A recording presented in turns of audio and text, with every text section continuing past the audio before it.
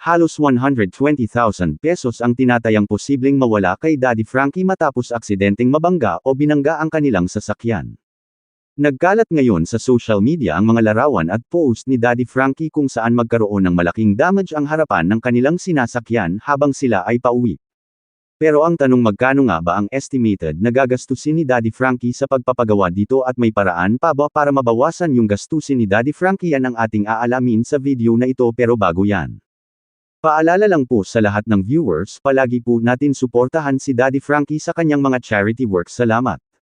Samantala, narito naman ang breakdown ng mga posibleng gastusin ni Daddy Frankie kung exterior o panlabas na damage lamang ng Ford Ranger ang pag-uusapan. Base sa pagtansya ng mga body repair shop, hindi naman agad nangangahulugan na aabot ng daan-daang libong piso ang pagpapagawa. Kung ang problema ay nasa mga visible parts lamang sa harapan, mas mababa pa ang maaaring maging gastos. Una, para sa mga pyesa sa harapan. Kasama rito ang hood assembly, front bumper at grille. Kung replacement o surplus parts ang gagamitin para makatipid, maaaring nasa 28,000 piso hanggang 50,000 piso ang kabuuang halaga, depende sa availability at kalidad ng mga pyesa. Pangalawa, ang headlights. Ito ang maaaring maging isa sa pinakamalaking gastos dahil sa modernong LED headlight assembly ng Ford Ranger. Kung parehong kaliwa at kanan ang kailangang palitan, maaaring nasa 20,000 piso hanggang 40,000 piso ang estimate, depende sa piyesang gagamitin. Pangatlo naman, labor at pintura. Kailangan pa ring ayusin ang mga panel, e-align ang mga ito at pantayin ang pintura para hindi halatang naaksidente ang sasakyan. Para sa tinsmith, pukpok, alignment at repainting, maaaring nasa 15,000 piso hanggang 25,000 piso ang gastos. Kapag pinagsama-sama natin ang mga ito, ang estimated exterior repair ay nasa humigit kumulang 65,000 piso hanggang 119,000 piso. At tandaan natin, estimate lamang ito para sa panlabas na damage. Kung pagbabaklas ng bumper ay may makita silang ibang nasira sa likod nito, doon maaaring madagdagan ang gastos.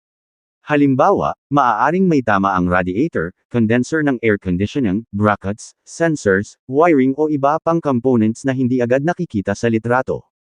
Kaya posible na mas mataas ang final bill kaysa sa 119,000 piso kung may hidden damage. Pag-usapan naman natin ang patungkol sa insurance at ano ang maitutulong nito sa gastusin ni Daddy Frankie. Dito naman nagiging malaking tulong ang comprehensive car insurance.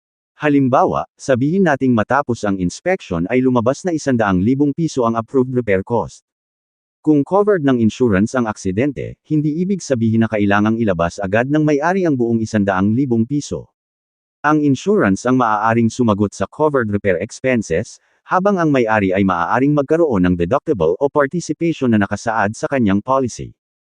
At kung uninsured naman ang sasakyan at covered ang aksidente, hindi naman automatic na buong repair bill ang babayaran ng may-ari mula sa sariling bulsa. Kailangan munang malaman kung magkano ang approved claim, magkano ang deductible, at kung mayroon pang ibang bahagi ng repair na hindi sakop ng policy. Kaya sa ganitong sitwasyon, hindi rin natin dapat agad isipin na kailangan ng palitan ang buong sasakyan.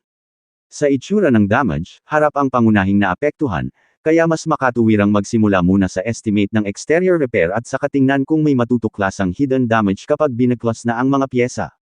Sa madaling salita, kung swerte at exterior parts lang talaga ang nasira, maaaring nasa 65,000 piso 119,000 piso ang magiging repair estimate. Pero kung may nadamay na internal components, doon na maaaring tumaas ang gastos. At kung may comprehensive insurance, posibleng malaking bahagi ng covered repair ang sagutin ng insurance, kaya hindi naman nangangahulugan na buong halaga agad ang kailangang ilabas ng may-ari.